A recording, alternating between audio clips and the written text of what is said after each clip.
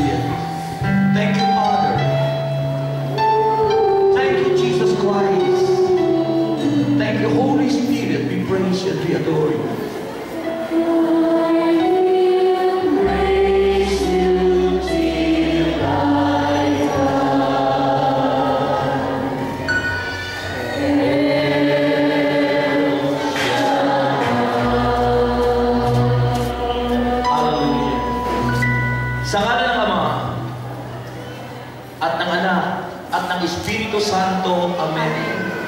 Pinakamamahal naming Diyos, aming Yahweh El Shaddai, pinupuri ka namin at tinuluwalhati.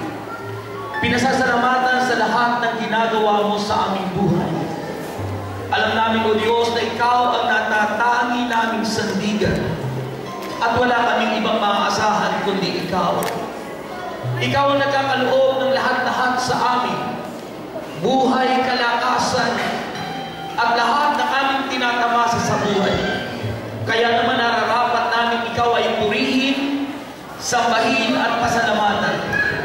At sa gabing ito, Ama, sa ika-19 na anibersaryo ng gawain mo sa dakong ito, dalangin ko po na Ikaw ay mag-usap sa bawat isang nandirito.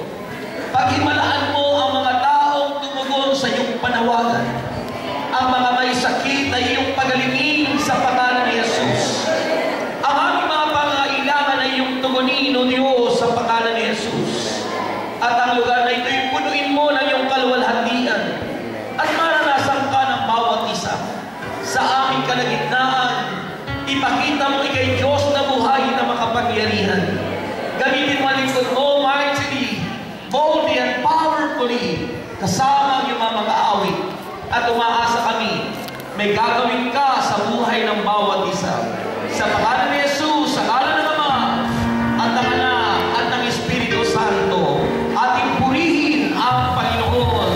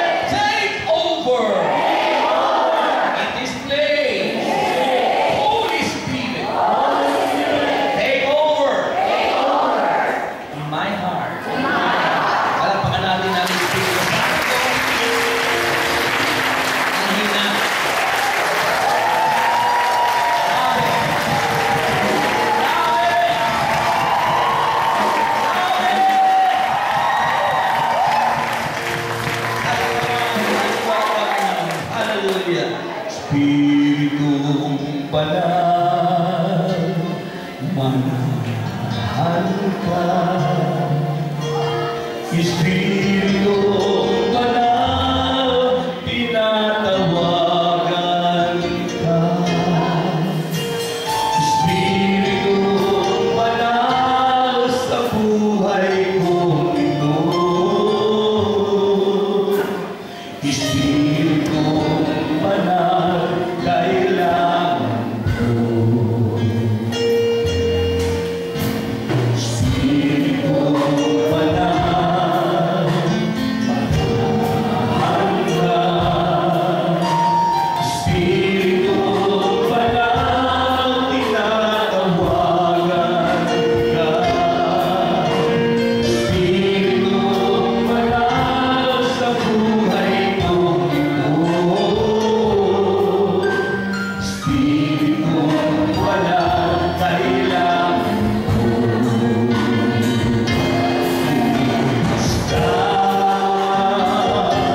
sa buhay kong ito. Walang magagawa kung wala ang presensya mo. Espiritu Banal, bigyan ang samo ko. Kailangan ko ang patnubay mo.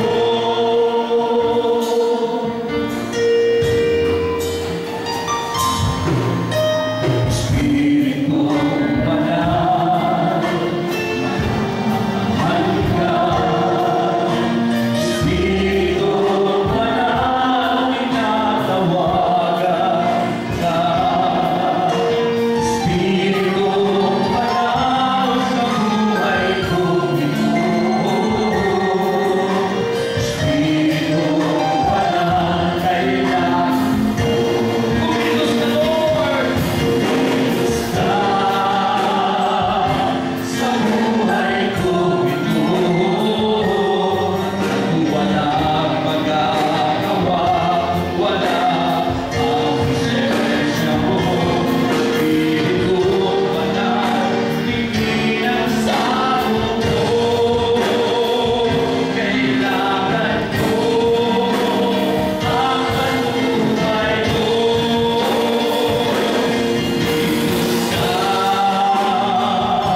Sa buhay kong ito,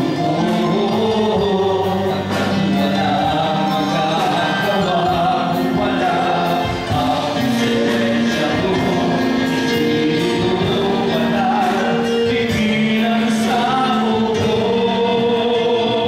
Kailangan ko ang patnubay mo.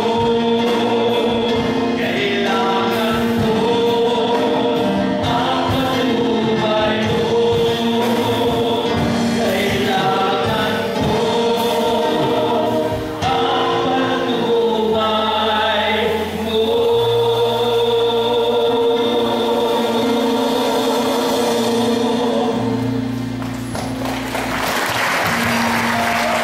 Ang mga salita ng Diyos is taken from the letter to the Hebrews, chapter 11, from verse 1 to the following verses. Buksan niyo po ang mga banal na aklat.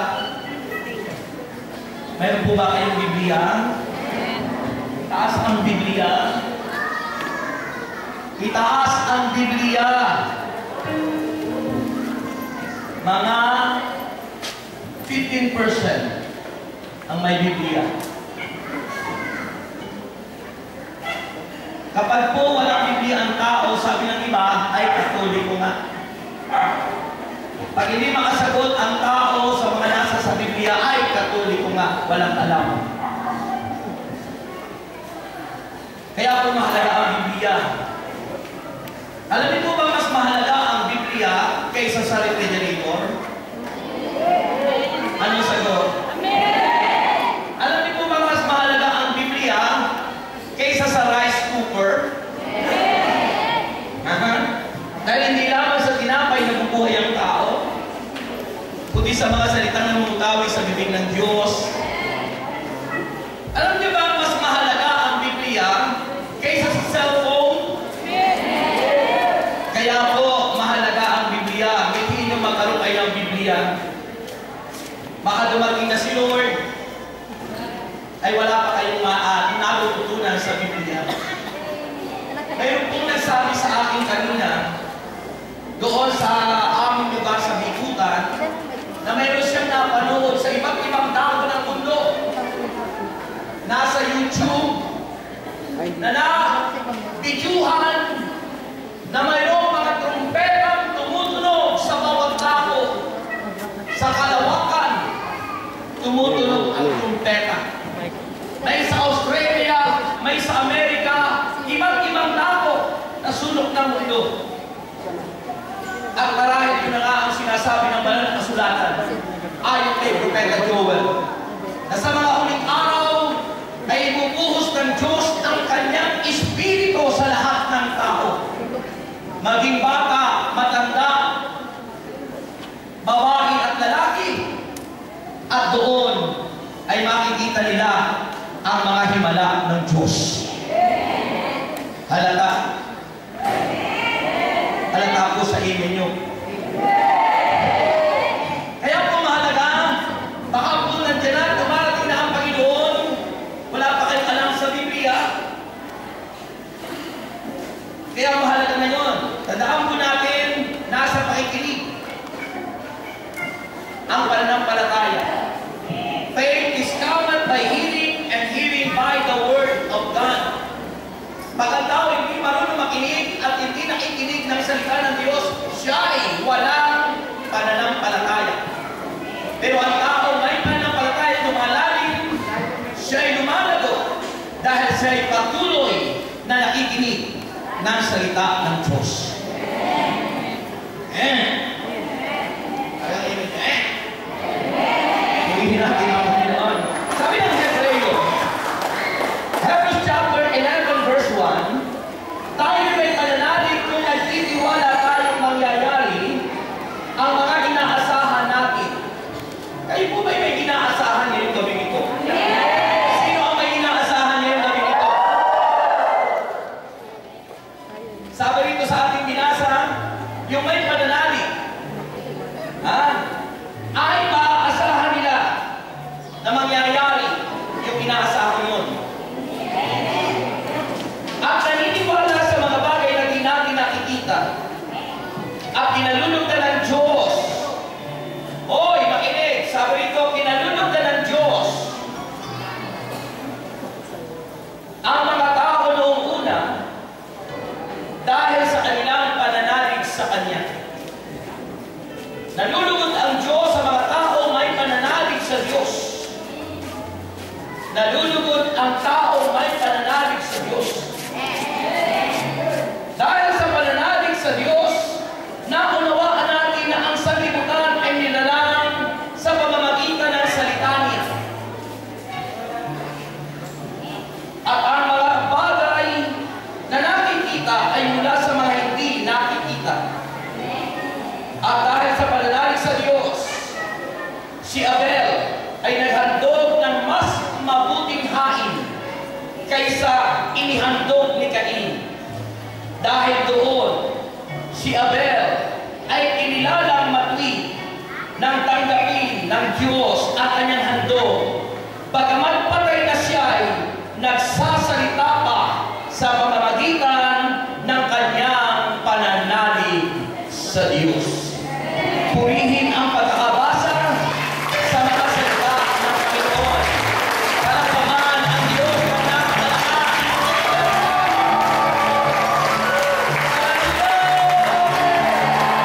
Praise the Lord!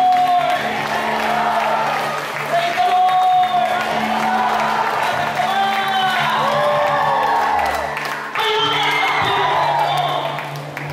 Nasa kamay, isa, dalawa, tatlo.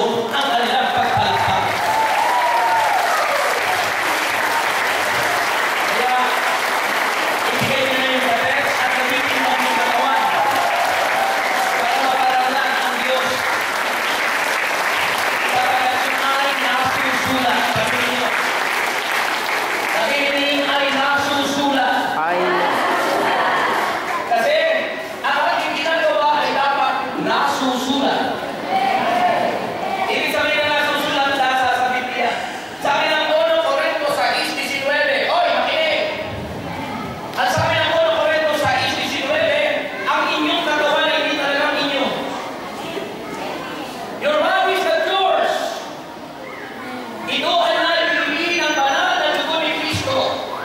Napakalaking halaga ang ibibili sa ating mga katawan dahil tayo mga makasalanan nakasala ang ating mga katawan kay Satanas.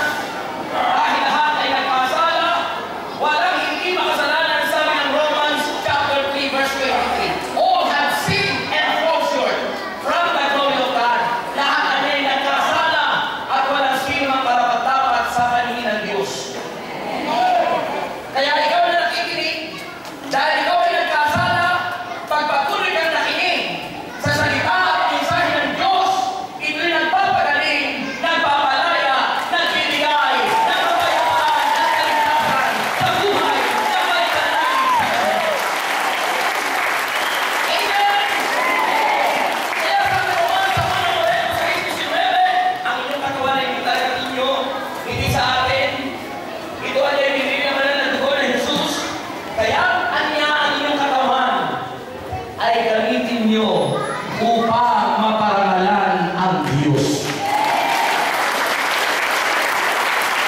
Kaya yung inyong mga kamay, yan ay bahagi ng inyong katawan, gamitin nyo para maparangalan ang Diyos.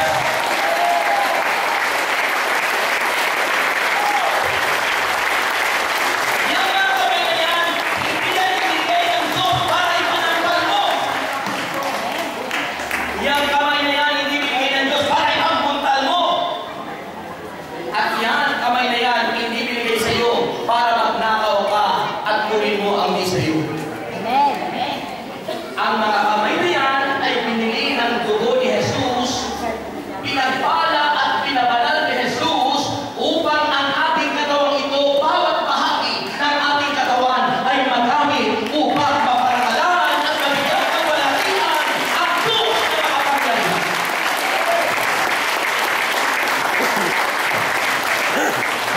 Amen!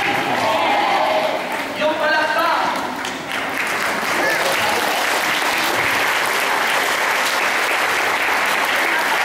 Yung palakpak ay pakman kung sa mga kustinero, hindi kayo bibigyan ng bonus. Hindi kayo bibigyan ng bonus ng mga artista at ng mga kustinero kung sino-sino pinapalapakan natin tao. Pero sa Diyos, na inyong pinupuri, pinapalapakan, there is healing happening in your life. When you praising Him, when you praise Him, when you clap your hands to Him, there is healing, there is deliverance for His blessing.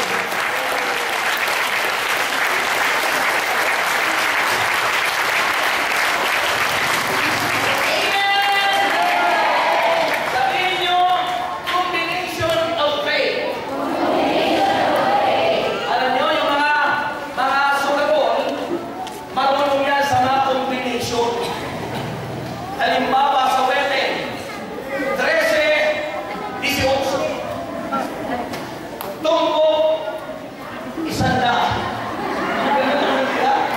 Mahilig sa combination.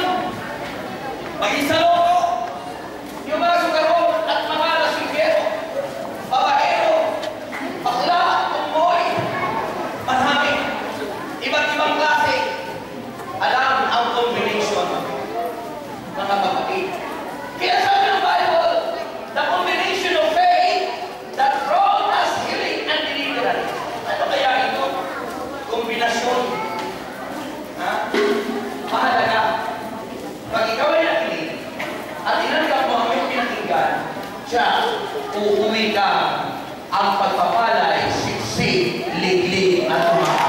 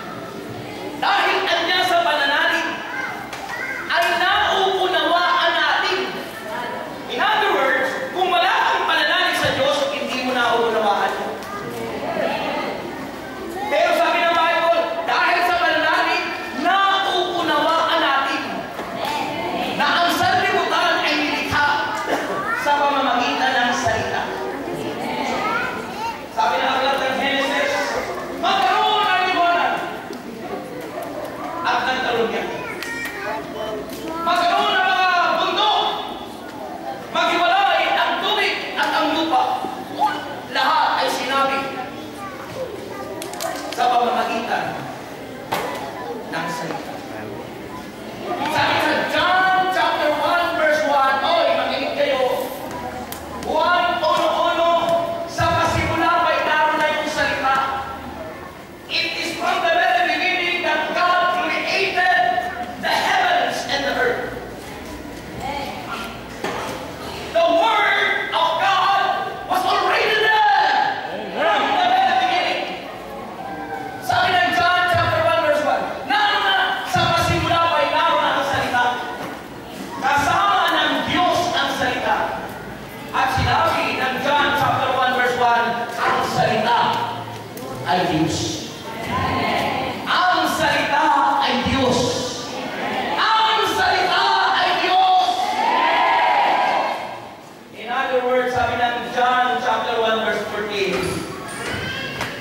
at ang salita ay nagkatawang tao at nakipamayan sa atin.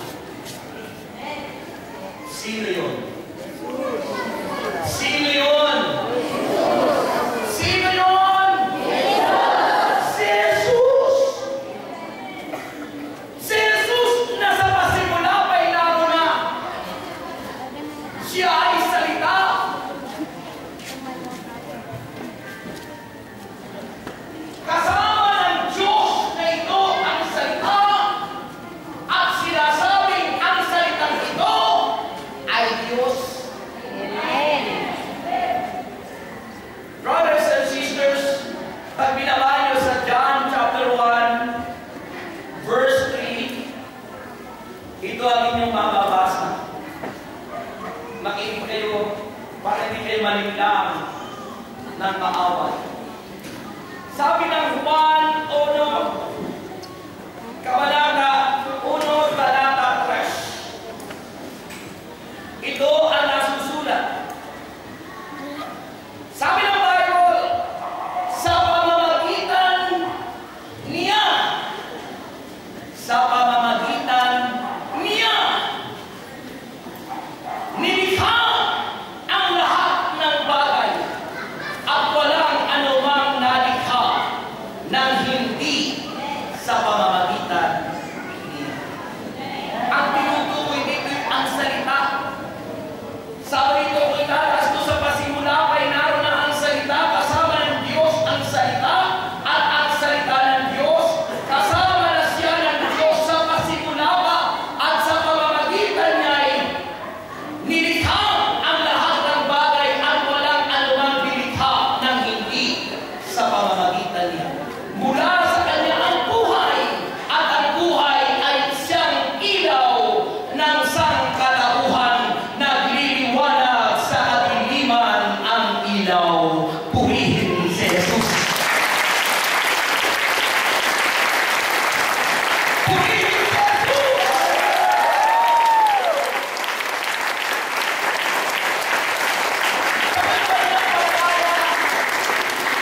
Sabi ito sa ating binasa sa sulat sa mga taga-Hebreo, dahil sa pananampalataya nauunawaan natin.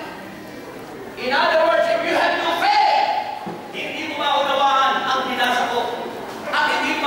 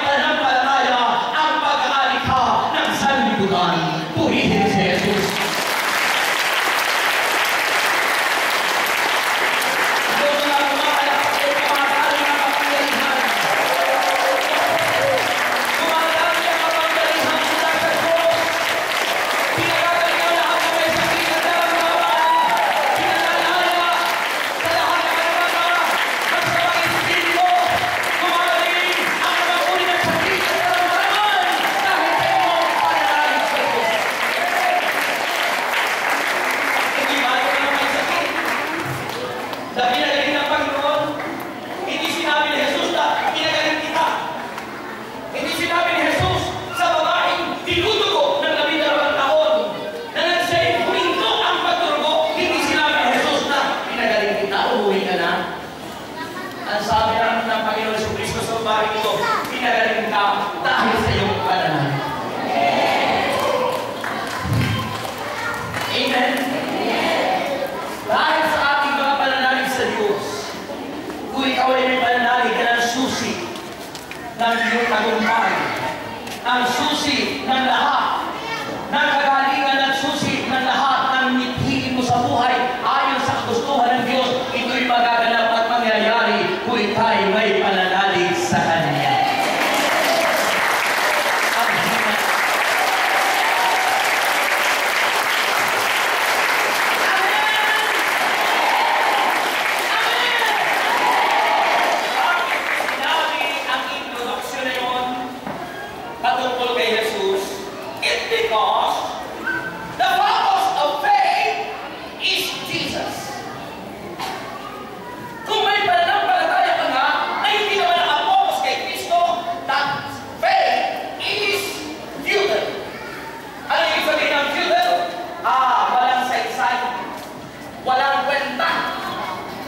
Ang iyong pananampalataya. If your faith is not focused on Christ Jesus, your faith is useless. Sabi ng Hebreo chapter 12 verse 1, oy, makinig kayo. Ito ang sabi ng Biblia. Hebrews chapter 12 verse Hebrews chapter 4 verse 12. Makinig kayo. Nakikinig pa ba kayo? Nakikinig ba kayo? Hindi na. Sabi sa Hebrews chapter 4 verse 12, sapagat ang salita ng Diyos ay buhay at mabisa. Yung sabi kanina sa John 1:1, in the beginning was the Word, and the Word was with God, and the Word was God. And in verse 14 and John 1, verse 14, and the Word became flesh and dwelt among us. And then pagkasabi dito sa Hebrews chapter 4 verse 12, sapagkat ang salita ng Diyos na tinutukoy ay si Kristo ay buhay. Jesus is alive. Jesus is alive.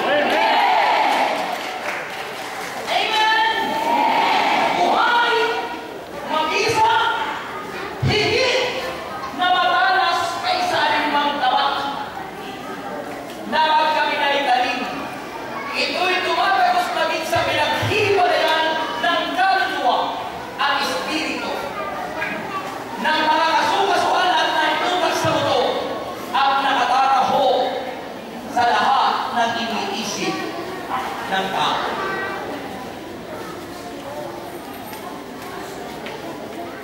This is not only the written word.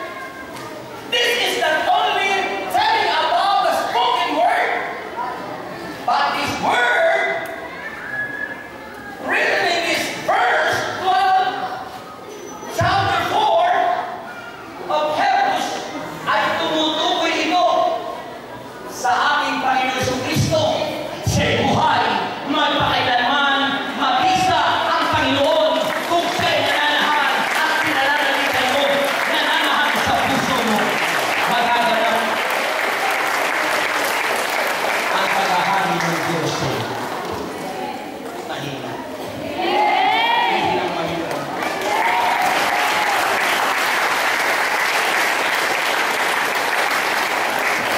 Ito ang nararamdaman. Mayroong pinagagaling ng Diyos dyan sa inyong puso. Pinararamdaman ako natutunaw na bukol sa inyo. And that is the power of the Word. Amen. That is the power, the anointing of the Amen. Because He is the anointing one.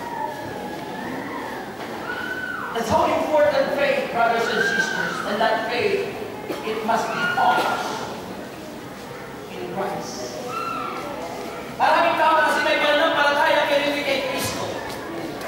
May pananampalataya niya siya, pero saan? Sa gamot. Mas naniwala sa gamot, hindi doon sa Diyos.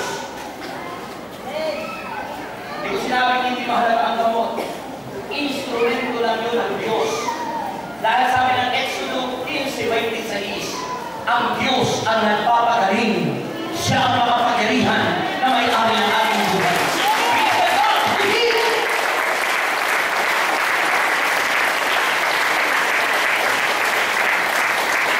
Sinabi ba na ang gamot ang nagpapagaling?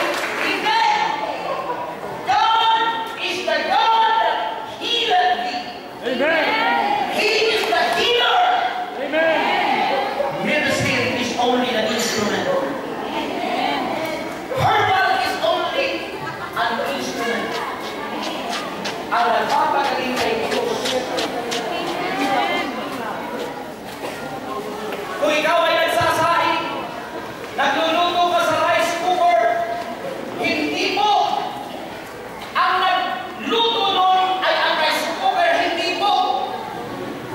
Ang nagluto nun ay yung apoy. Yung heat na nagdurot, umilit yung rice cooker at naluto yung bigas. Naging kanin. It's because of the fire. It's because of the heat. That heat and fire is representing God. The God that healeth. Ang healer. Kaya ang lahat na nandito'y galing! Ang lahat na nandito'y galang! Kung ikaw ay may tunay na pananalig sa Diyos. 1 John chapter 5. Sabi ng Bible, makinig kayo, hoy! Makinig. 1 John chapter 5. Verse 18 patuloy. 19.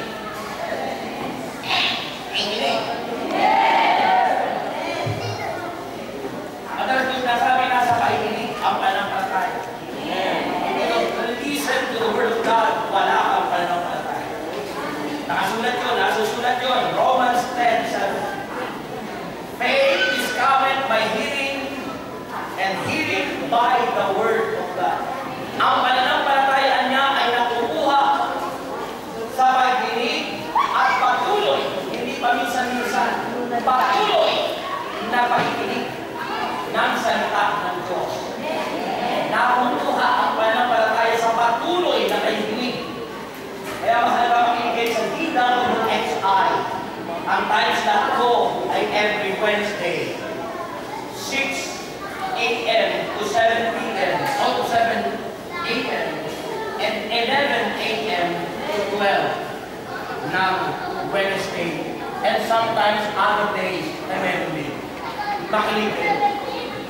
Dahil pag kayo hindi nakinig, pag dumating si Kristo, maiiwan kayo. Sino gustong maiwan? Wala. Diba? Ano sabi ng Bible? Sa pagtunog ng trompeta,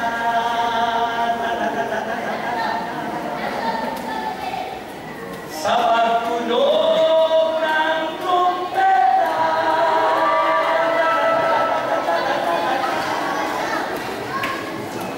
si Jesus ay darating.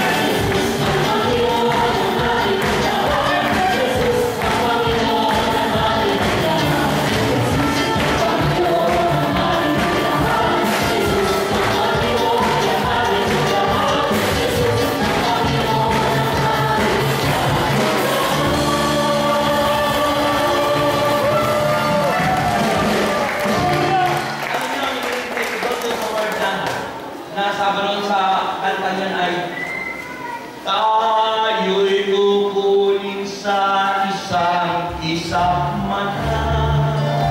Diba? Ang pagdating ni Jesus, pagdating ng huling panahon, you know, remember this, brothers and sisters, kailan nag-umpisa ang last day? Sabi ng Bible, on the last days, I can refer to Joel chapter 2, on the last days, I will pour out my spirit upon all flesh. Inulit sa Acts chapter 1, chapter 2. Kailan nag-start yung last days na yun?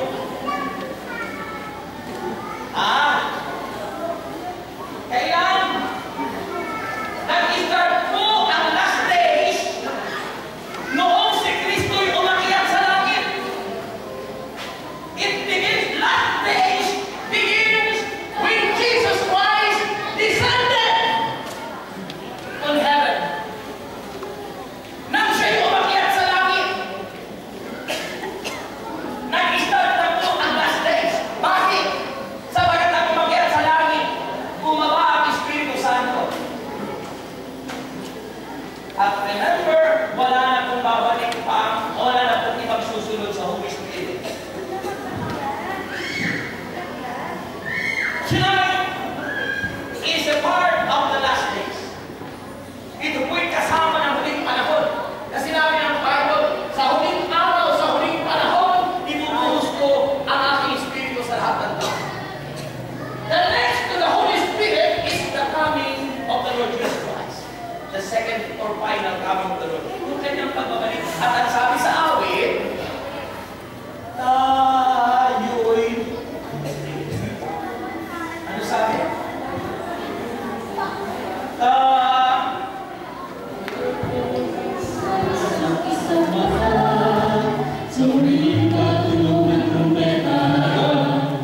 Tayo'y kukunin sa isang mana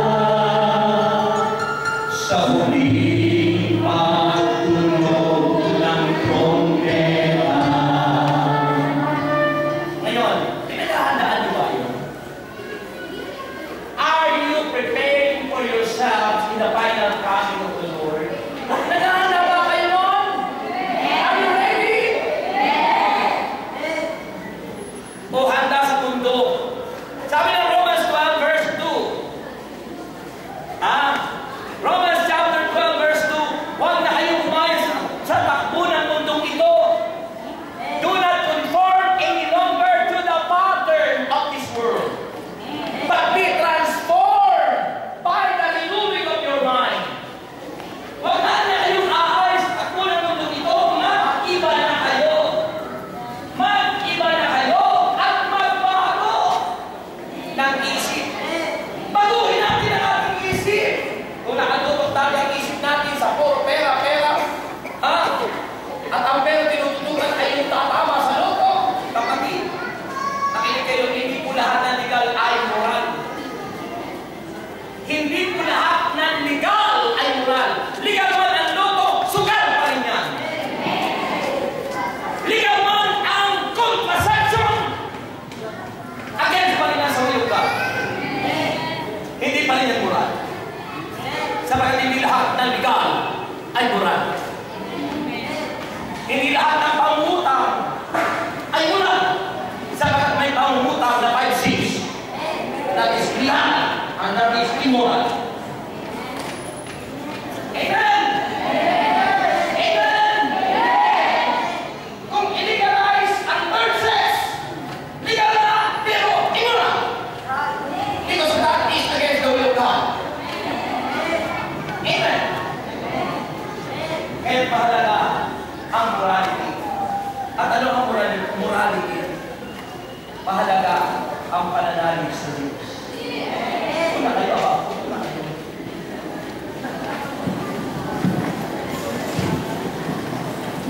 Sabihin niyo faith. And what is the combination of that faith? Sabihin niyo.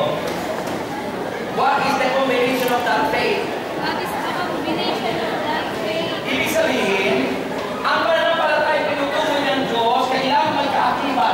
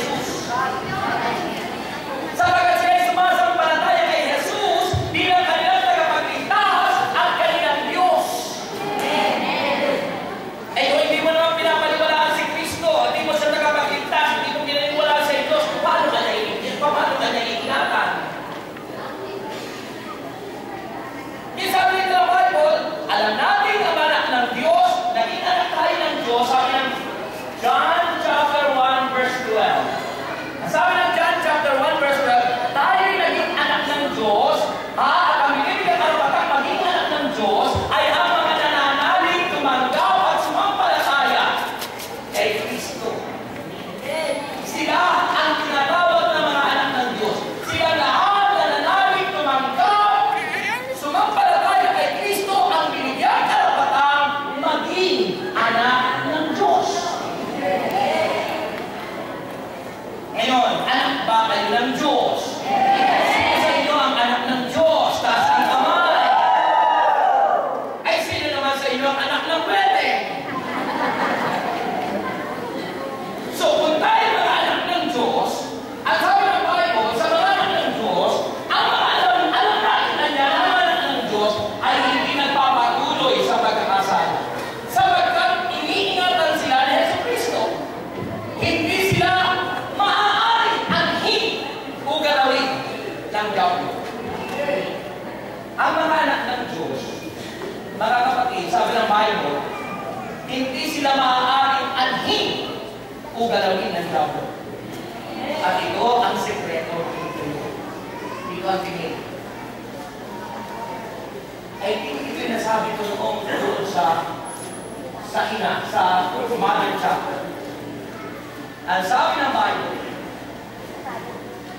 maagaw man ni Satanas ang aking katawang panlupa. Sabagat sinasabi ng aklat ng mga naral, Ecclesiastes chapter 12, na ang aking katawan, pag tayo namatay, ito'y mabubulok at pupunta sa alamut. Ang aking espiritu na siyang buhay ay muling babalik sa may-ari nito, ang Diyos.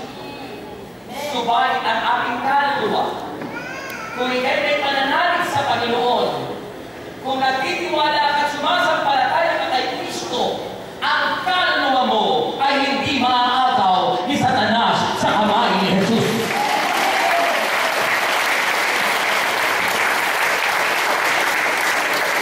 Kaya we are assured na natitiyak ka na ikaw ay makapapasok sa kanyang kaharian sa langit.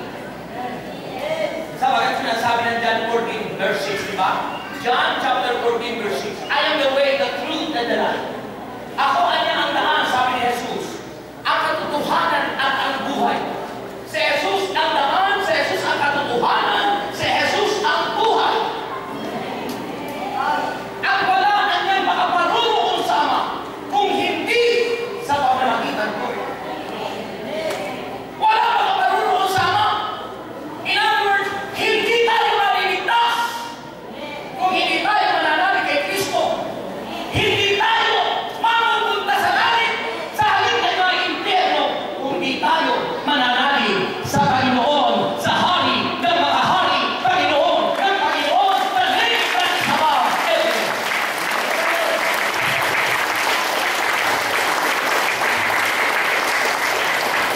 Kaya sabi ng Bible, makinig ka. Ito ang sabi sa binabasa ko, 1 John 5, tutuloy ko, verse 19. Kanina, verse 18, alam natin ang anak ng Diyos ay hindi nagpapatuloy sa pagkasala sapagkat iniingatan sila ni Jesucristo at hindi sila maaaring anhin ng diablo. Verse 19. Alam natin tayo anak ng Diyos. Ha? Alam ko ba? Anak ng Diyos. Alam natin tayo mga anak ng Diyos at ang buong sanlibutan ay nasa kapangyarihan ng diablo. Kapatid, kaya pala kailangan tayo sasakay sa sanlibutan. Dahil ang buong sanlibutan na niya sa salita ng Diyos ay nasa kapangyarihan ng diablo. Kaya kung kayo makamundo, barkada dito na kung ano ng barkada, hindi ayon sa salita ng Diyos. Ang sinasakay ko natin, hindi mundo. Dahil sinasabi ito ng maraming kasulatan, hindi ako ang nasasabi ko, hindi binabasa ko lang. Ang buong sanlibutan ay nasa kapangyarihan ng diablo. Hoy, mga kabataan, kayo mga kabataan na mahilig sa mga kung ano-ano mga activities na against the will of God. Ang sinasakay nyo na yung demonyo.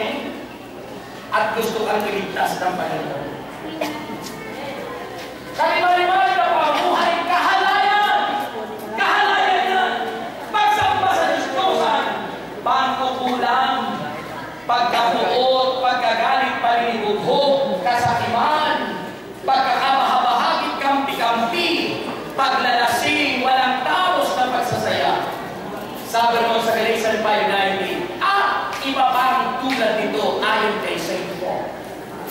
Walang tapos na pagsasayaman, kabataan, alam niyo ba kung ano yan? Sa mga drug-addict possession, sa mga kabataan na mahilig sa disco, umaawit ang metallic, umaawit ang rock music, you are praising Satan and company. Dancing in Satan and company, that is disco. D-I-S-C. Ang kasayaw mo dito niyo. Because ang mga tugtog doon ay metallic, ang tugtog doon rock, ang tugtog doon ay papuri kay Satanas. Pag iyong pinatugtog ng backward, ang tugtog, backward masking, dalawang klase po ang pagtugtog ng series or tape. Pag forward, forward masking. Pag backward, backward masking. Pag binackward mask mo ang pagtugtog nito, sa computer ginagawa yan, maririnig mo ang message ng demonyo. The message of Satan. Pag kayo'y maririnig nyo sa YouTube, yung iba't ibang message ng demonyo, ang maririnig nyo ay praise Satan, sa halip na praise God. Sa halip na praise the Lord. Alam niyo ba ang mensahe ng Hotel California is hell? Ang awit ng Hotel California gustong-gusto ng mga kabataan. Ang mensahe nun ay impyerno. Kaya welcome ka doon. Welcome to the Hotel California. The message. Mga kapatid, kaya ano sabi ng Bible? Makinig kayo. Hoy, makinig! Sabi ng Bible, verse 20 ng 1 John 5. Inumpisahan natin verse 18, sabi doon ay, alam natin tayo mga anak ng Diyos, at ang mga anak ng Diyos ay hindi nagpapatuloy sa pagkasala. At sa verse 19, sabi doon, alam natin tayo anak ng Diyos, at ang buong sanlibutan ay nasa kapangyarihan ng Diablo. At sabi ng verse 20, at nalalaman natin na parito ang anak ng Diyos, si Kristo, at binigyan niya tayo ng pang-unawa. Ang ibig sabihin ng pang-unawa, divine wisdom. Ang tao walang pang-unawa, hindi mo makatanggap na si Kristo ay Diyos. Ang walang tao, walang pang-unawa, pero walang pananampalataya kay Kristo, hindi mo maunawaan na si Kristo ang iyong tagapagligtas. Nasusulat at sabi rito, at binigyan niya tayo ng pang-unawa para maunawaan si Jesus. Binigyan niya tayo ng pang-unawa upang makilala. Ayan. Kailangan natin ang pang-unawa, divine wisdom, upang makilala natin ang ano? Ang tunay na Diyos. Dahil maraming tao hindi nakikilala ang tunay na Diyos. At ano ang sinulat na susulat? At tayo'y nasa tunay na Diyos. Anya sa kanyang anak na si Jesu Kristo. Ito ang tunay na Diyos at buhay na walang hanggan. Si Kristo ang tunay na Diyos at buhay na walang hanggan. Sino ang tunay na Diyos? Sino ang tunay na Diyos? Si Kristo. Ayon sa Biblia, mula pa sa pasimula siya salita, sa pamagitan ng salita na nagkatawang tao si Kristo, nalikhaan niya ang lahat ng bagay.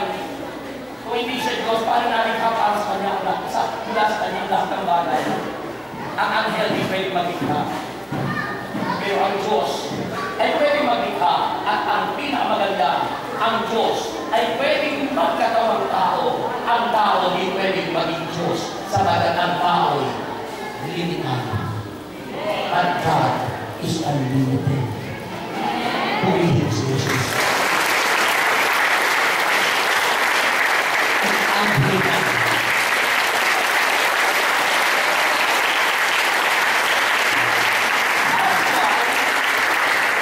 That's why we need true faith. So what is true faith? Ang tunay na pananampalataya ay paniniwala. Ayon sa Hebrews chapter 11 verse 1, ito ay paniniwala sa mga bagay na hindi mo nakikita. Hindi mo nakikita ngayon si Jesus. Mga alagad lang ni Jesus noon na nakakita. Sabi ng Gospel according to St. John, mapalad ang mga taong naniwala sa kabila na hindi siya nakita. Mapalad daw tayo. That is faith. Ang pananampalataya paniniwala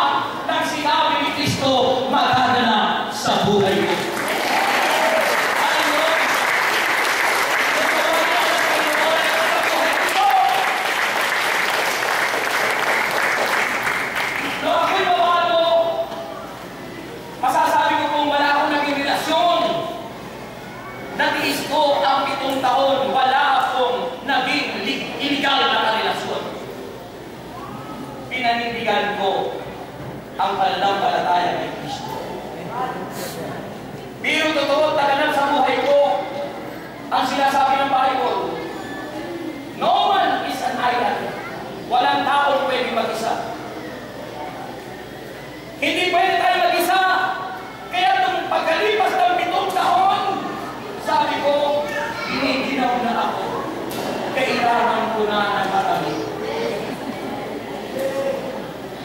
Sinabi yan ng Genesis, hindi marapat na mag-isa ang tao. Kailangan may kasama siya.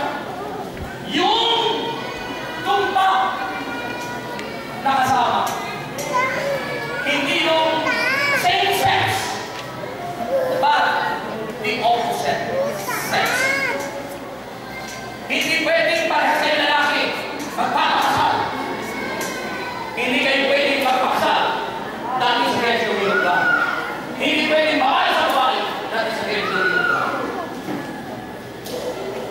Masarap may asawa, bunga ng panalangin. Ang inyong pang relasyon ay pinag-pray nyo. Kung kayo may relasyon, ipinag-pray nyo ba ang relasyon nyo? Sabi ko sa awit na ginawa ko, ukay sarap, maling bunga ng panalangin sa isipan at puso ko na kitang napapansin. Diba? Pag ang inyong minamahal ay bunga ng panalangin, lagi kang pansin, lagi kang inaalala. Pero kung ang minamahal mo hindi bunga ng panalangin, ako, pag-isa ka, bahala ka sa buhay mo. Walang halaga. Pero pag ang inyong relasyon hanggang sa kayo maging mag-asawa ay bunga ng panalangin, tinigil ako sa inyo, sasamahan kayo ng Diyos. Hindi na yun magkakayon!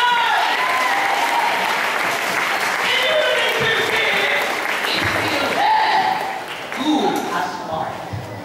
Hanggang kamatayan kapatid.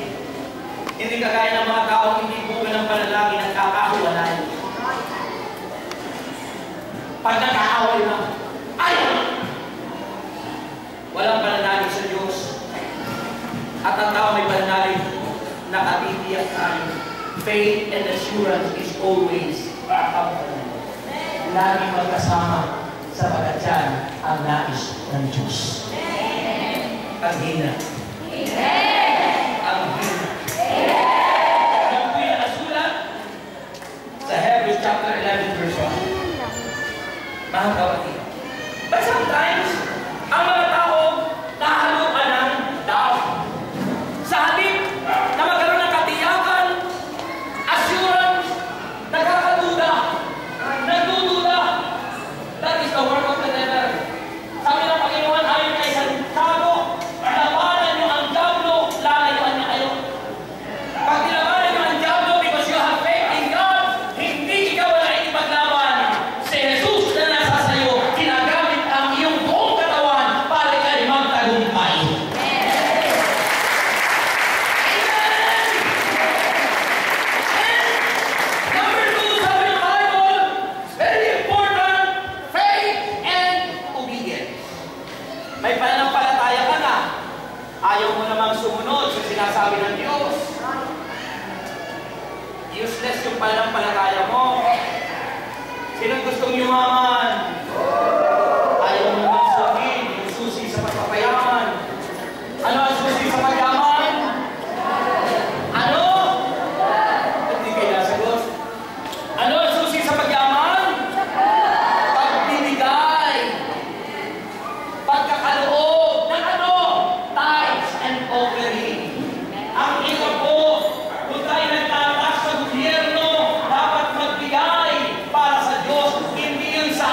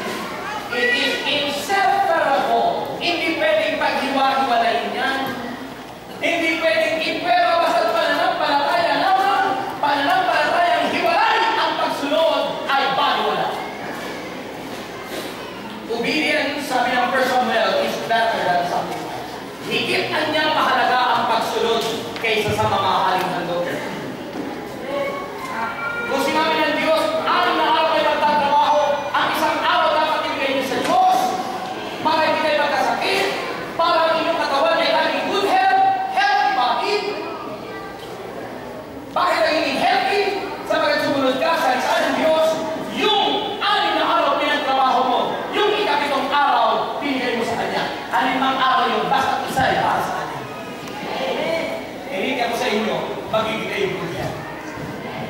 That is faith and obedience. Pag kayo sumunod siya, pag sinabi ng Diyos magpatawad ka, magpatawad ka. Pag sinabi ng Diyos magbigay ka, at kayo bibigyan, hutong takal, siksik, hindi ka tumahakaw, ibigay mo na. Ito sa inyo ang may asawa. May asawa. Mag-aasawa. Taas ang kamay na mag-aasawa. Hoy, mga kabataan, mag-aasawa ba kayo? Pwede naman ako sa takdang panahon. Basahin niyo po ang salita ng Diyos sa 1 Corintios 7. Ito lahat yun, tungkol sa pag-asawa, tungkol sa hindi pag-asawa, tungkol sa bago, at tungkol sa pagkakaloob ng inyong katawan sa inyong pagbiyak. Sabi ng San Pablo Apostol, ang inyong katawan kung kayo'y mag-asawa na, hindi sarili niyan. Yan ay pag-aari ng iyong asawa. Kaya niya, ang katawan mo'y huwag mong ipagkait sa iyong asawa. Baka pinagkait mo, kaya naghanap sa iba, yung asawa. Ha? Nagkakahiwalay, iniiwanan ang kabiyak, sapagkat nagkait sa isa't isa. Amen? 1 Corintios 7 yun, sinasabi ng Biblia. Ang inyong katawan ay dapat para sa inyo. Hindi mo pwedeng ipagkakait yan. Ito, babasahin ko sa inyo para kayo ay maniwala. Sabagat nasa pananalig at niwala, pagsampalataya sa Diyos, kayo'y magtatagumpay. Halata. Halatang halata. Amen? Amen? Ito, basahin ko sa inyo, makinig. Mag-aasawa at may asawa at may planong mag-asawa. Ito, by faith. Sabi ng Bible, 1 Corinthians chapter 7, verse 2, ngunit para maiwasan ang pakikiabi, bawat lalaki o babae dapat magkaroon ng kanya-kanyang asawa. Babae at lalaki dapat magkaroon ng kanya-kanyang, hindi nag-aagaw ka sa asawa ng iba.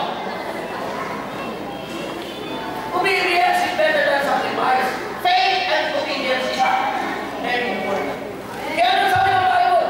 Dapat tugtin ng lalaki ang tungkulin niya sa kanyang asawa, gayon din ang babae. Ano ba ang tungkulin ng asawa? Babae at lalaki, hindi lang yung financial, hindi lang yung pakainin mo, ang yung physical, kundi pati yung tungkulin mo bilang asawa, alam mo na yung kung ano yun. Para hindi nga makalun niya sa dito. Kaya huwag kang magtataka-pagod na. Bigyan din ng time at panahon na uuwi ka sa asawa mo. Huwag kang overtime, lagi ng overtime. Maglaan ka ng lakas para sa iyong minamahal. Ano pa ang sinasabi? Sabagat hindi na ang babae, dapat tugtin ng lalaki ang tungkulin niya sa kanyang asawa, kaya hindi ng babae. Sabagat hindi na ang babae ang may kapangyarihan sa sariling katawan. Oy, mga babae! Hindi na kayo ang may kapangyarihan sa inyong katawan, kundi ang kanyang asawa. Kaya hindi naman, hindi na ang lalaki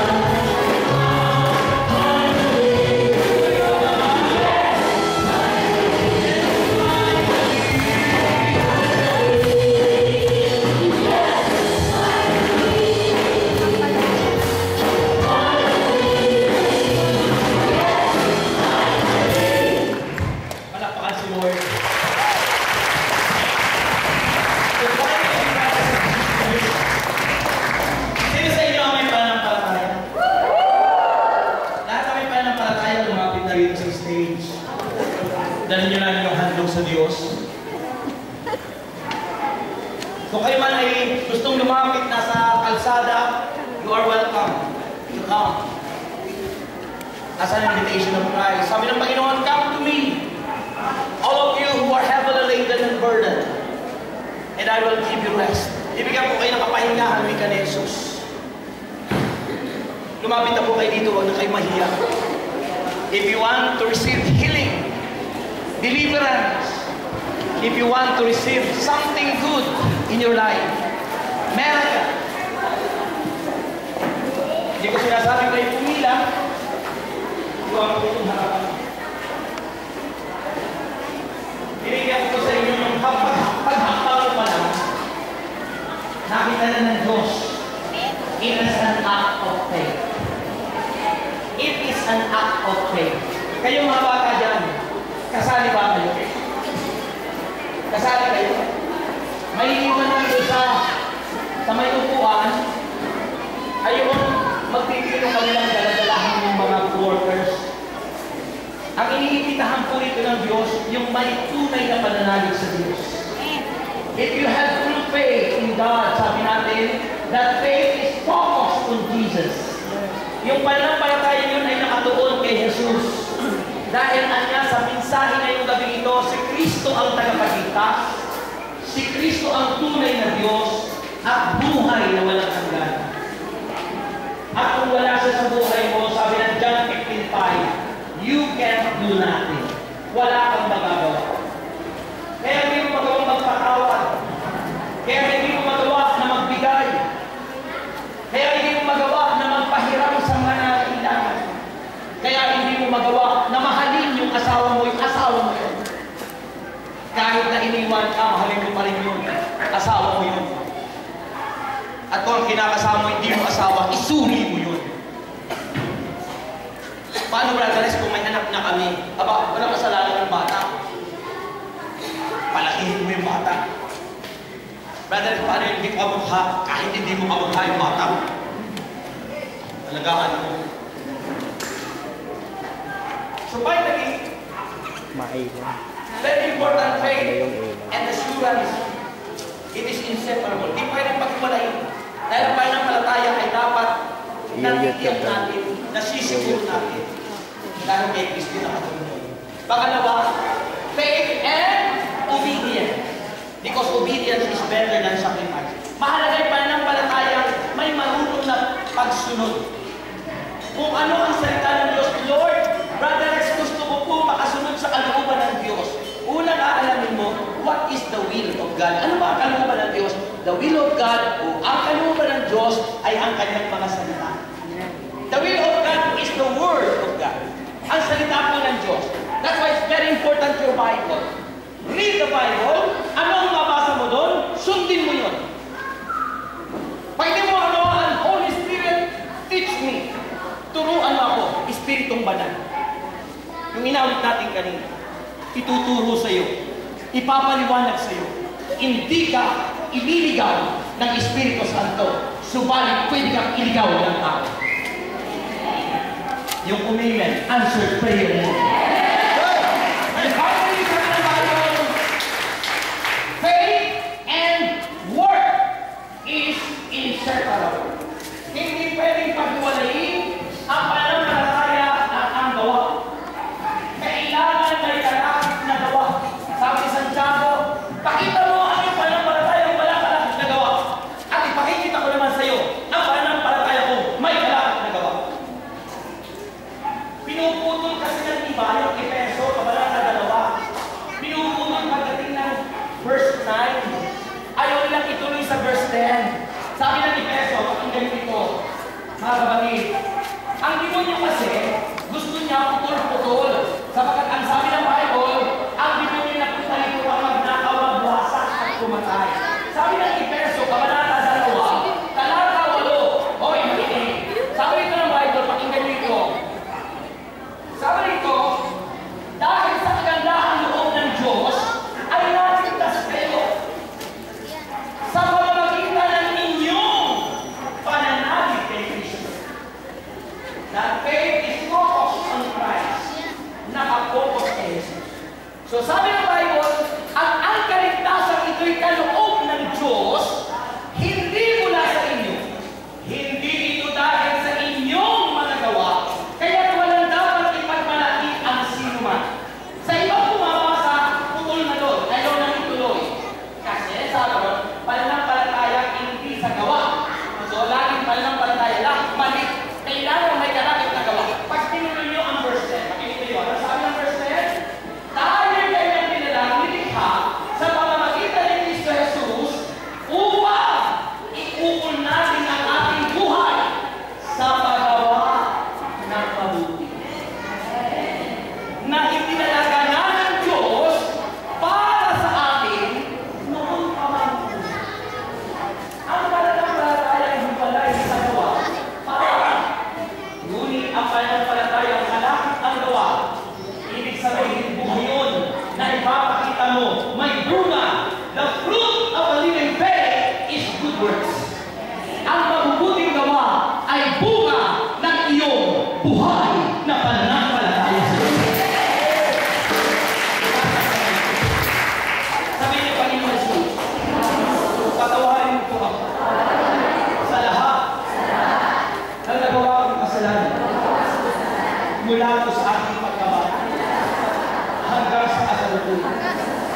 At simula po ngayon, pinagsisisihan ko ang lahat ng ito. Binubuksan ko ang aking puso. Tinatanggap kita, Panginoon sa Kristo, bilang aking Panginoon, aking tagapagligtas. At mula ngayon, Panginoon Jesus, aking panghahawakan, aking pananaligan, at aking ilalagay sa aking puso ang iyong mga salita